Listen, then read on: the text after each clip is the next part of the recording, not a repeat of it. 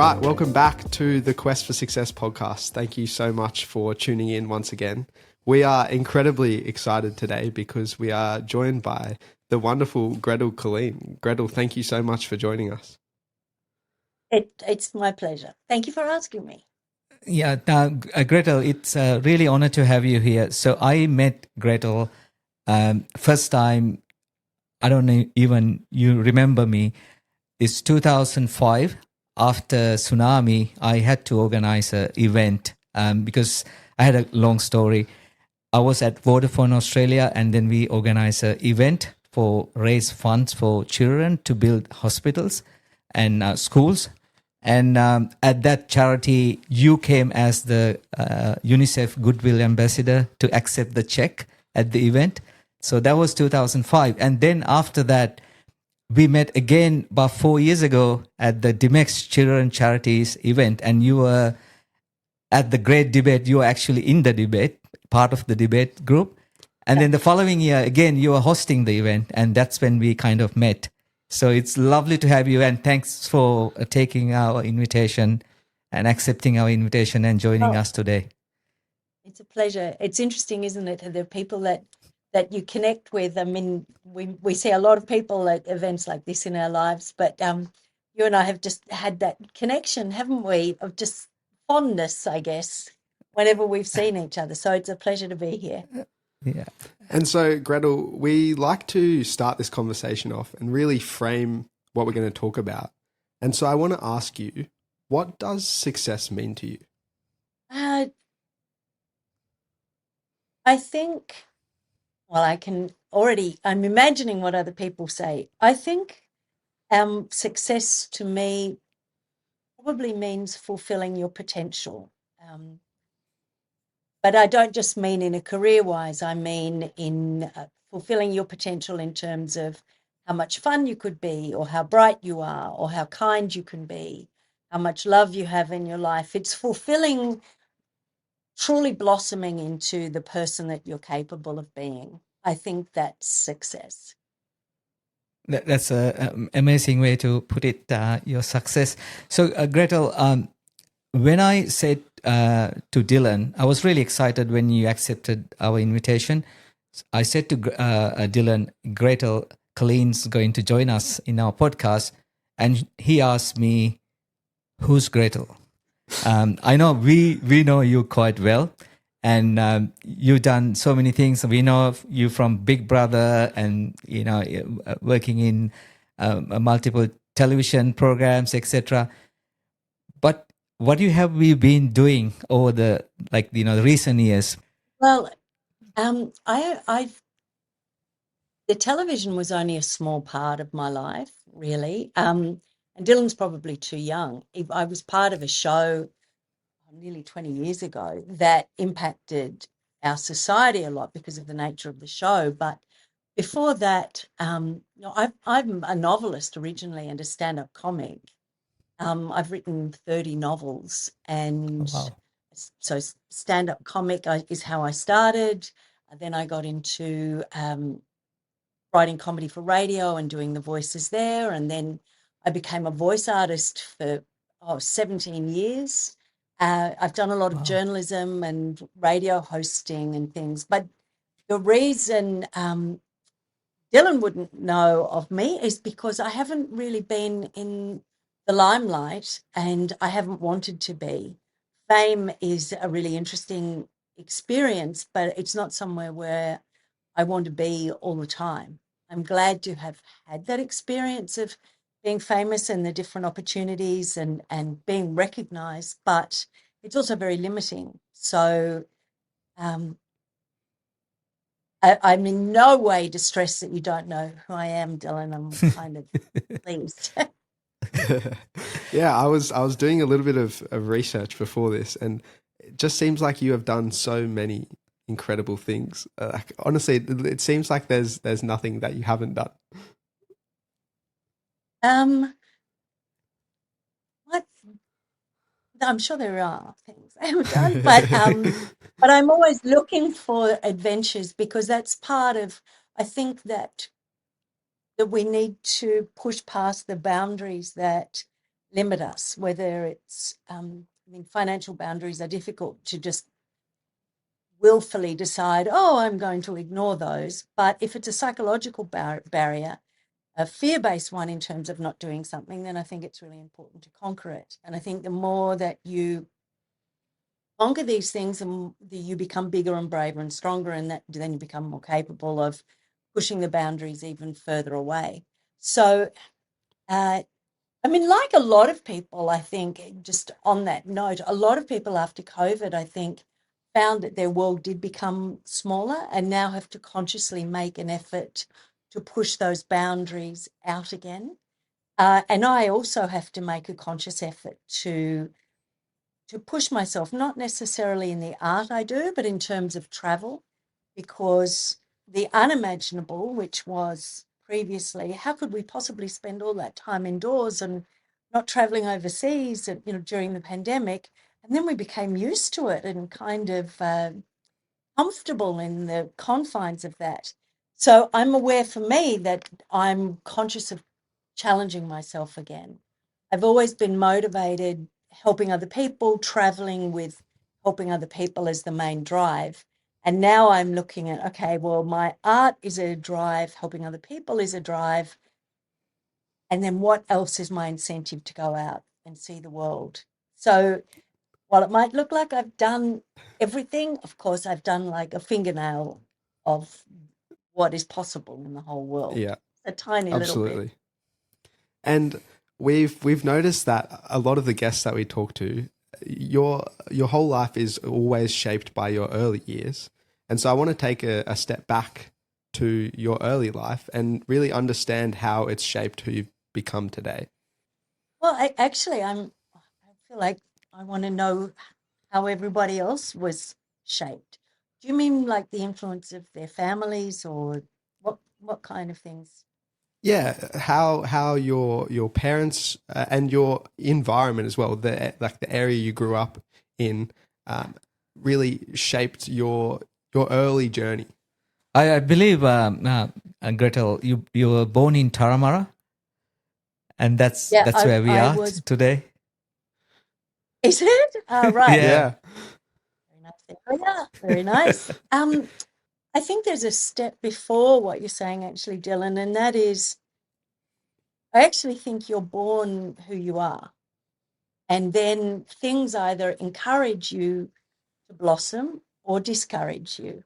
And so I don't think your environment makes you. I think you're born with your spirit and your soul and your energy and your potential. But sometimes that can be limited by the limitations of others or the fears of other people. And then you can spend a lot of your life undoing that and trying to reclaim the shape that is yours. So I think for many people, it is very hard to grow up in an environment that thoroughly endorses and supports your uniqueness, because it's hard for a family to navigate a whole lot of little people and themselves as well.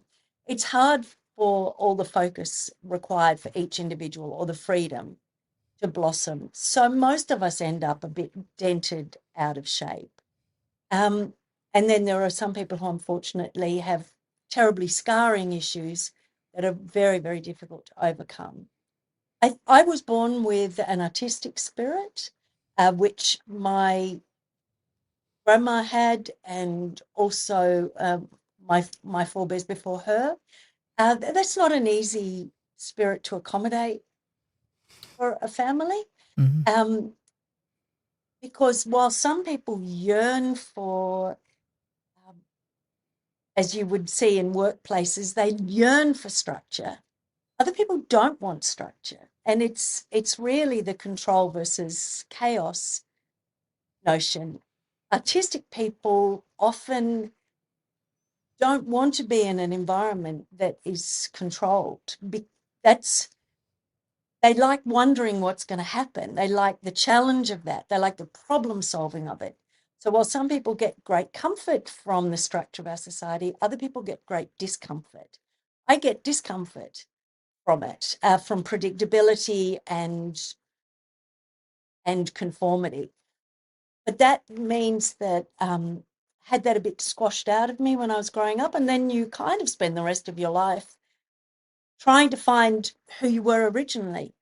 I imagine that you're born the right as you are, and then if I think of it as Play-Doh, dents and your shape goes away, like it's poked in a bit here and prodded there.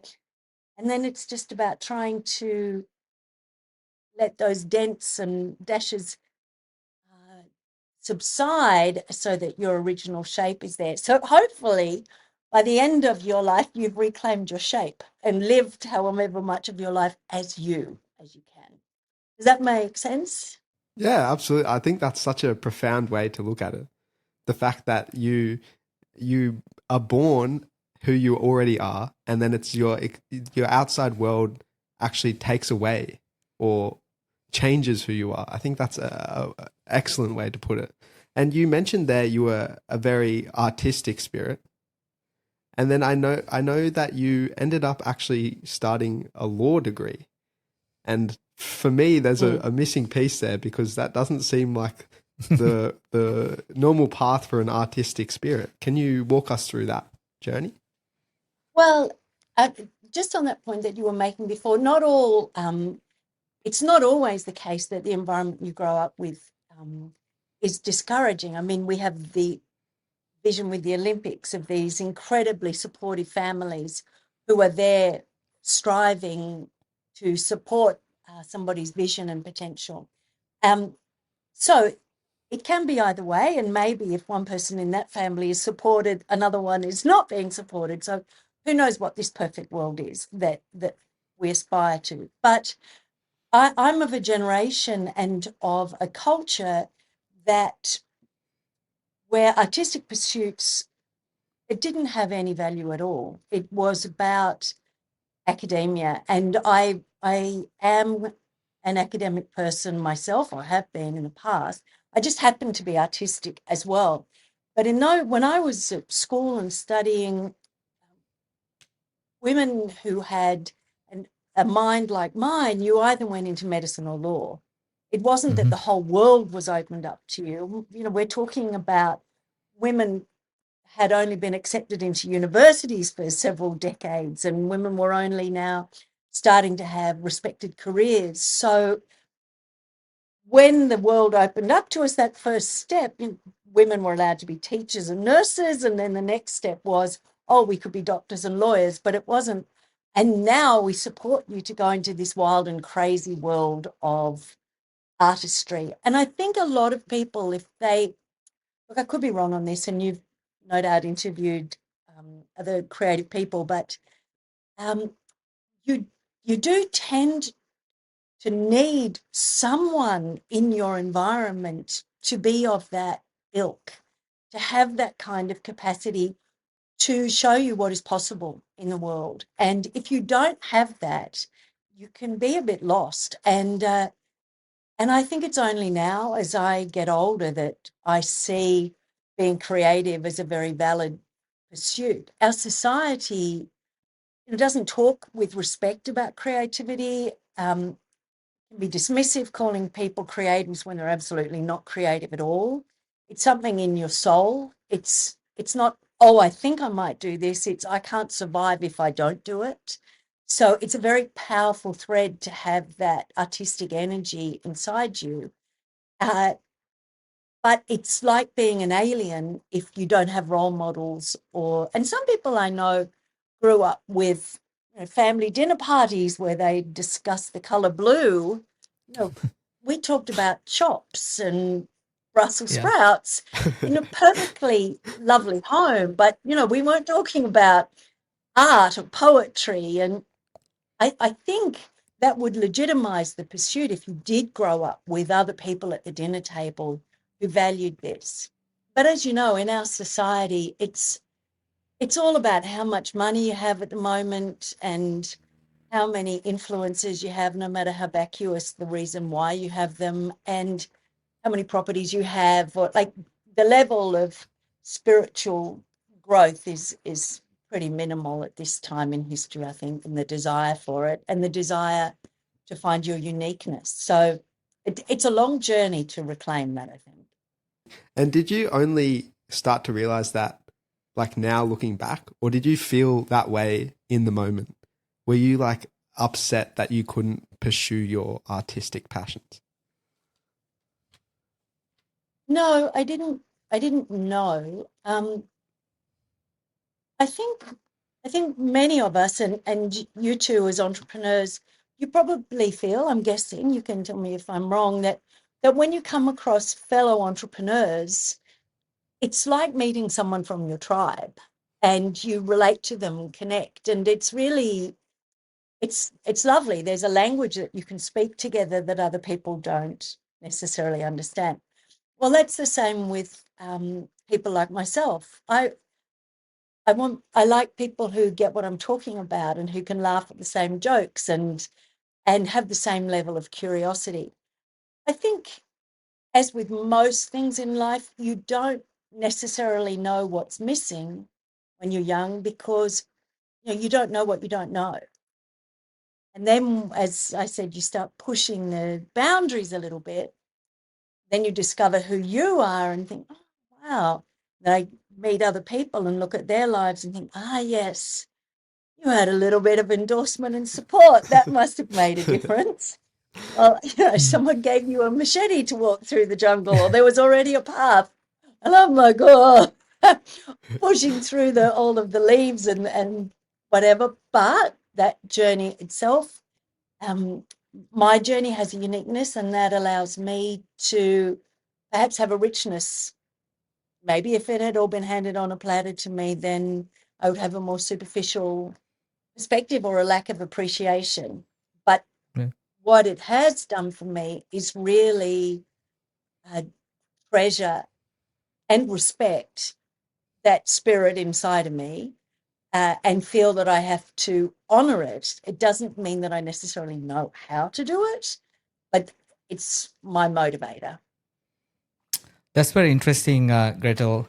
You mentioned that creativity. I feel like I can really connect it to you. Not that I'm the same level like creative like you, but when you're talking about entrepreneurship, you cannot be a real entrepreneur without having that creativity. Yeah. You gotta have like crazy mindset, like artistic mindset in a more different way. So I can see because I exactly like you need that freedom. I hate structure, boundaries. That's how we feel when we talking to entrepreneurs. Like they are all artists in our own right.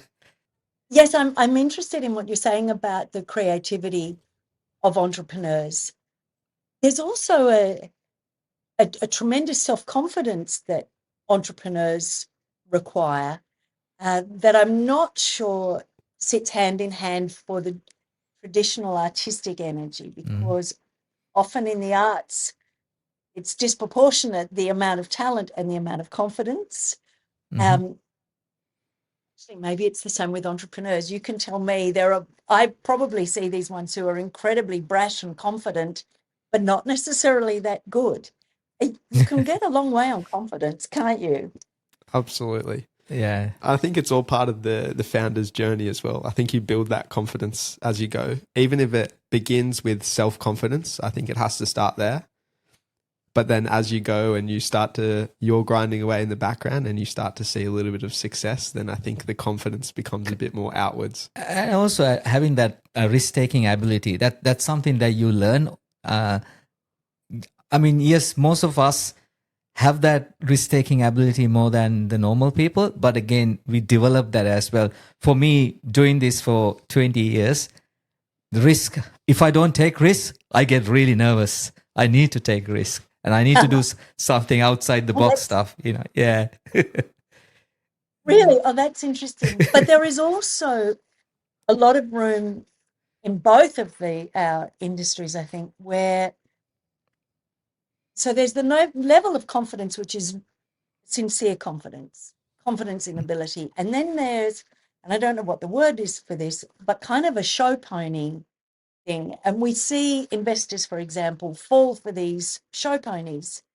They look like they walk the talk, and then somebody's falls for their magic spell of charisma and whatever, and then they give a bit of investment money, and then someone else does following on that. So I don't know what that word is, because it's not a confidence that's built on a track record. It's sheer self-confidence that they're just born that way. And it's amazing how magnetic that can actually be. It doesn't mean success follows. It just means those first steps of getting investors there. Isn't that same with the artists? Like, sometimes your reputation, right? Your, like people go and pay big bucks for your reputation, your brand. Yes, but I'm talking at a different stage, like talking at the Yeah. very preliminary one. Yeah. Before there even is a brand. There are some people, and I don't relate to them at all, who maybe they were brought up differently, or maybe they were just born like this. They're incredibly self-assured people. And it is not based on anything at all. They're just self-assured. And I think that must be a very nice way to live, to not have doubt, to feel like, because some people, depending on your upbringing and incidents in your life, can feel endangered a lot of the time. And you can feel like you're a bit powerless, and it's a big, steeper climb in life. But there are other people, and I don't know why. Maybe they were spoiled or really loved, or I don't know, are they only children? Did they have nice shiny hair? I don't know what it is, but they grow up and they just expect the world to like them. And weirdly, the world does, because it responds. It responds to that confidence. But that's very different to the talent that is required for the next step. To be a truly great entrepreneur, that's the next step, the one that you guys are talking about. To be a truly great artist. To be a great artist, you have to find your uniqueness. It's not about finding someone who thinks you're a good person or someone who thinks you're fashionable to have at a dinner party. It's about pushing and pushing for that uniqueness. And entrepreneurs have to offer something unique as well. And you have to be able to perceive the world and what does the world want? Not just what do I want to give, but what does the world need? How can I satisfy that need? Yeah. So I think that the confidence and charm serve you initially. And as we know, a lot of people give up if they don't get that support initially. They don't realize. Some friends of mine are entrepreneurs, and it is a relentless challenge, isn't it? It's Absolutely. like you use the word success, Dylan, but I mean, when does anyone say, oh, I'm successful? I don't know anyone really who says I have enough. I heard Jim Carrey say it the other day. I think that's what we're finding is, and I think that goes against the traditional definition, right? Everyone thinks success is this imaginary, or is this destination somewhere in the future. But from all our conversations, it almost seems like it is this imaginary unicorn that maybe it's the journey and the things that we do along the journey that makes us successful. I don't know many people who refer to themselves as successful. I know because they usually have something that they want beyond that. I mean, I think the last thing you would ever want in life is an insatiable hunger for power or wealth, because to me that's vacuous and, as I said, insatiable. So what's the point in it? But to have a hunger for challenge and to discover what you're capable of, I think that's a really wonderful goal. That's very life affirming. Hey, sorry to interrupt. I just wanted to jump on and say a massive thank you from both me and Jam, because we honestly never thought we would get here to episode 20. And it is such an honor that we're still here and that you guys are getting value from our episodes. But I also have a huge favor to ask. If you have gotten anything from any of our episodes, I have one ask of you. If you could please share our episodes to your friends, your family, your colleagues, anyone who you think could get value from these episodes. In doing so, you help us grow our network, our audience, which means we can get on bigger and better guests for you guys. And with that, let's jump back to the episode. Yeah. So tell me, what are other people telling you their notion of success is? I'm very curious. Well, a lot of people, it has to do with impact. Is, I think, one of the big words that we've come out of these conversations. Is a lot of the people who are later in their career and they're now in the stage of looking back and looking at how much can I give back to other people. And for them, that is what success is, their ability to have ongoing impact. It is interesting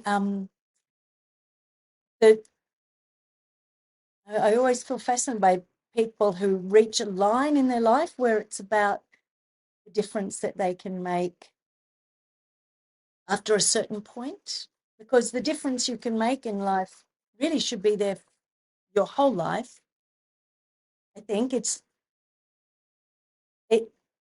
should be something in our day-to-day existence. What difference am I making to the person who's serving me in the grocery store? What difference am I making to the person who's honking the horn of their car at me? Like, what every day we should be aspiring to be making a positive difference.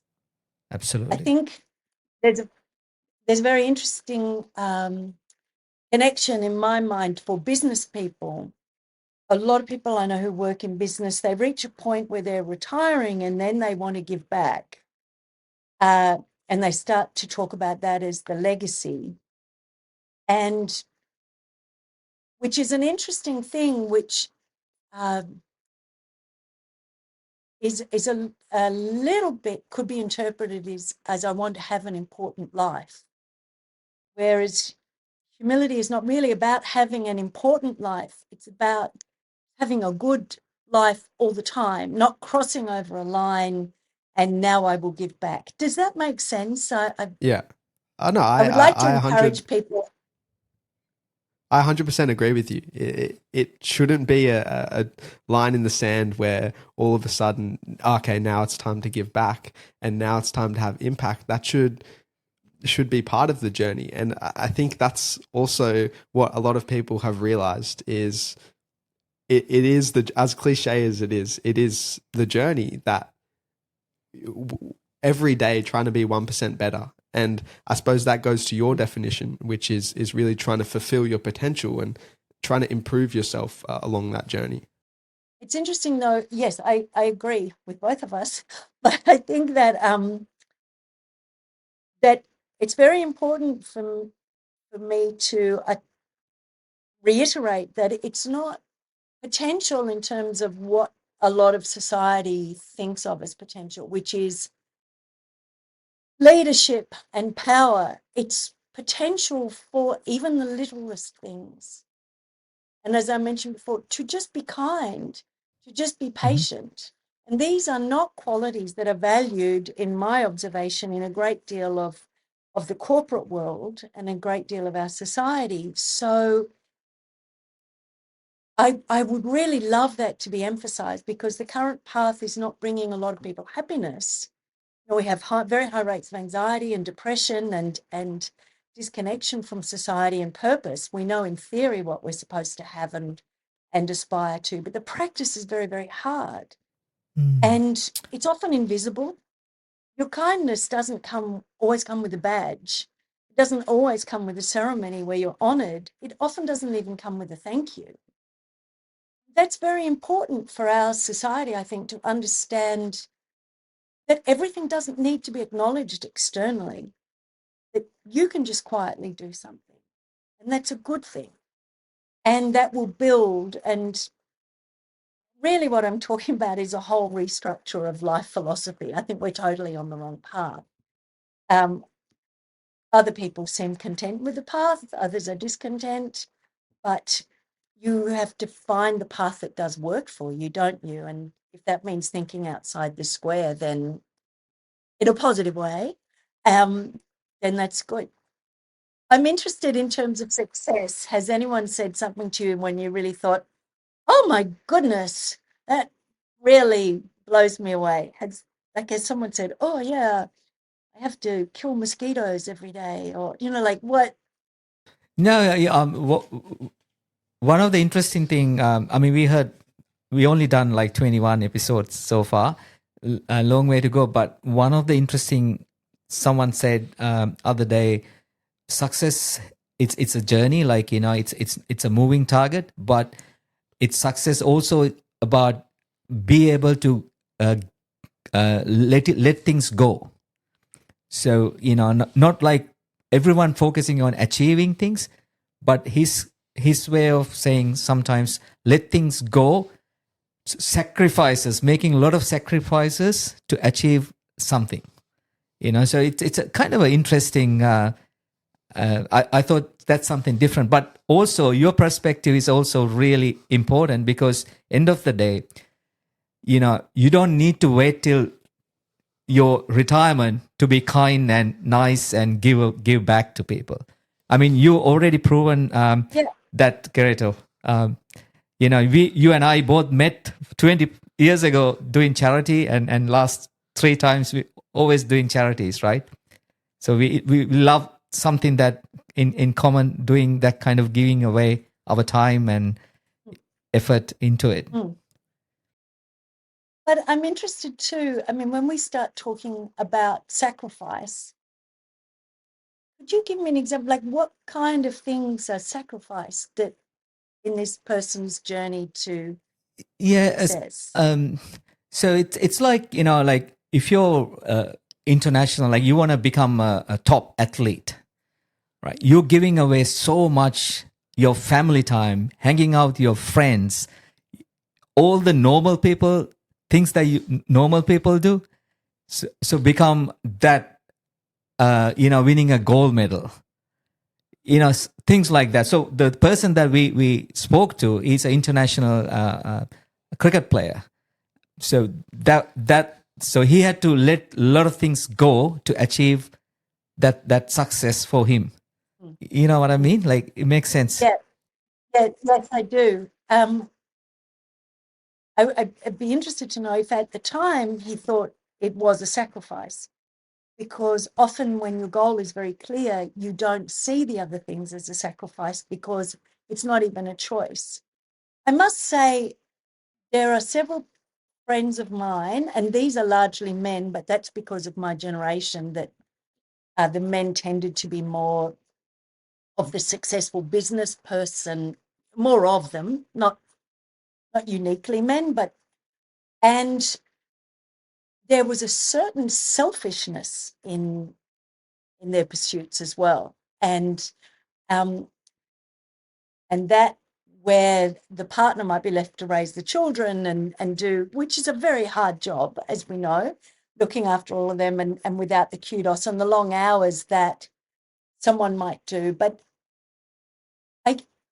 once again, it's getting back to that. Perhaps it's better framed in terms of, who are you when no one's watching? Mm-hmm. Who are you then? Mm-hmm. When no one sees these acts of yours. And when I say reaching potential, I'm talking about, as I said, being as bright as you can be, or as funny. It's not, of course I want to, my pursuits can lead to recognition and they can lead to financial rewards. I'm not saying, oh, I'm taking the path of a pilgrim wandering through the desert. I'm not saying that. I'm simply saying that it's not a competition with others. It's actually about yourself.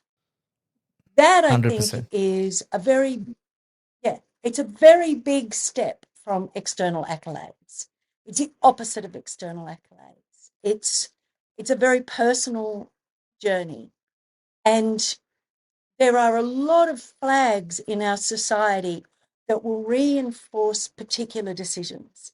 If you went to this university, if you have that career, if you have this kind of marriage, if there are flags all the way along. And the more conservative your path, or the more financially rewarding, flag, flag, flag, flag.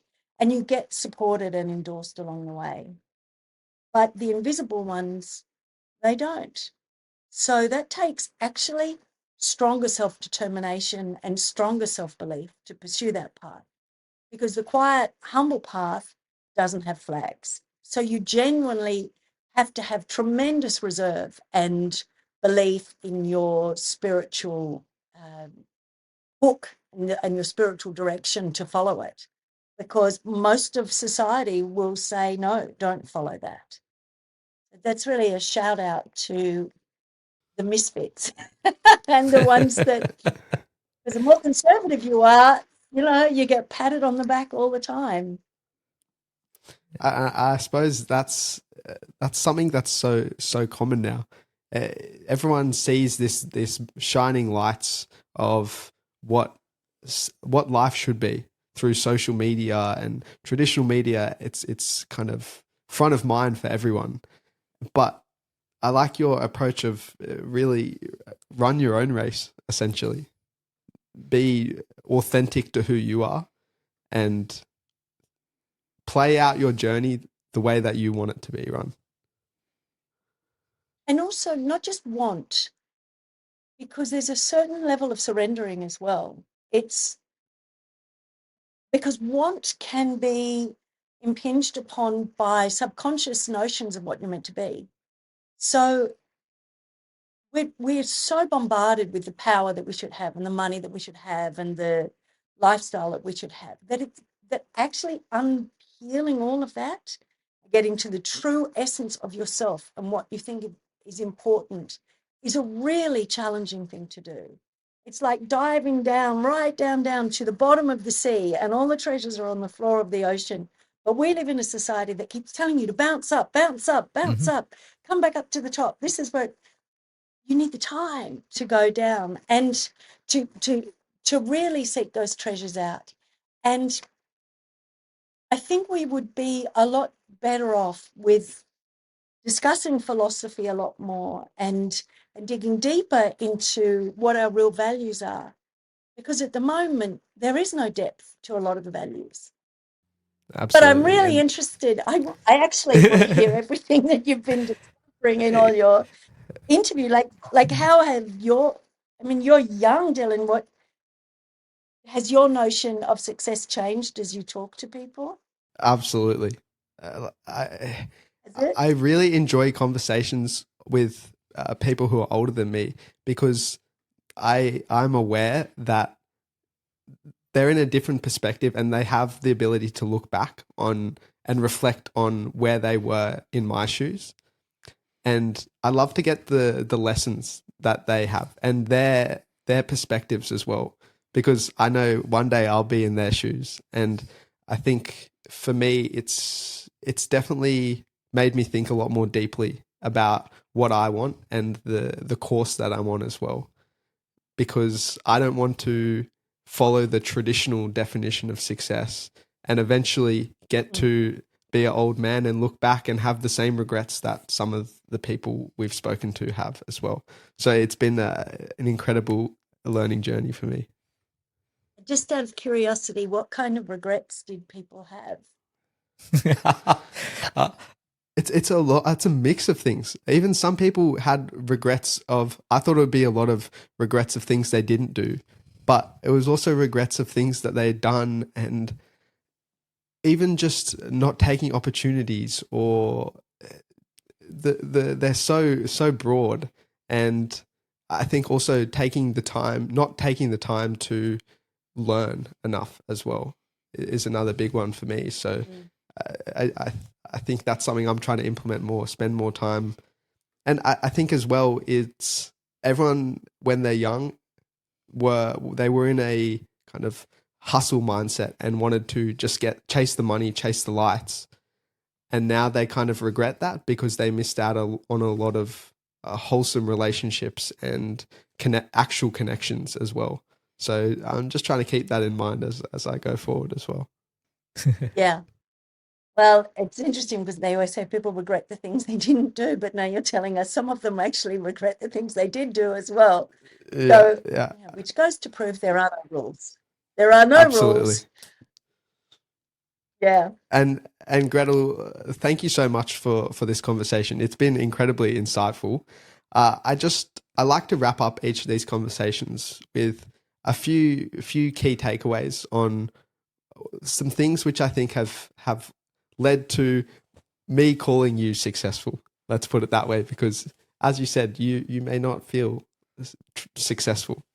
And so I think one of them for me is you have a very strong emphasis on overcoming boundaries. You don't let things stand in your way. And I think that's extremely powerful, because rather than keeping the weights on, you free yourself of that burden, and it enables you to move forward in your journey, which is great. And I think another one for me is, clearly people listening to this will agree with me, you're an incredibly deep thinker.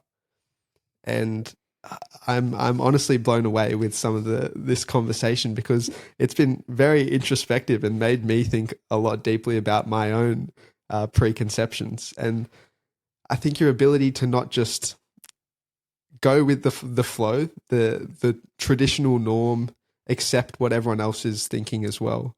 You think really deeply about things and form your own opinion, which is becoming very rare these days. So I really appreciate that about you.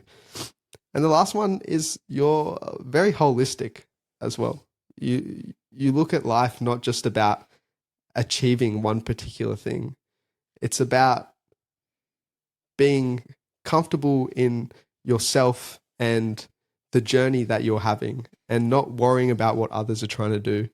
And I think that's something that doesn't get talked about enough. So I'm really glad we had time to have this conversation. And also, just to add to that, Dylan's list and your interest in learning about everything, and I mean, this conversation, I feel like rather than we interviewing you actually interview us, like asking a lot of questions about our learning, and it's amazing. I wish we can spend a bit more time on this discussion, because it's more like a conversation.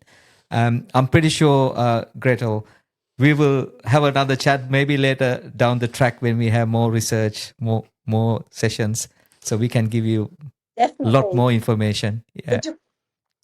We'll do a part 2. Yeah, absolutely. And Gretel, for people who want to follow you, is there a place that they can go and hear more about your story and the work that you're doing? At the moment, the main place would just be really just Instagram is the only one that, I mean, I'll probably do TikTok at some point, but I'm on the cusp of a new project, and we'll just have faith that, build it and people will come, kind of thing. That's it. But the most important thing is the integrity of the project. And then, so people can just follow me. Well, they'll just find me. They'll find you. But I do look forward to one reason, and I know we've got to get a wriggle on, but one reason is I don't like talking about like upbringing and things too much, is because I want to discover the uniqueness of this conversation with you, rather than me revealing the same things that I might have said at another time. And it's really nice, the interaction that I have with you. So that's why I want to know, who are these entrepreneurs? I know you're absolutely right.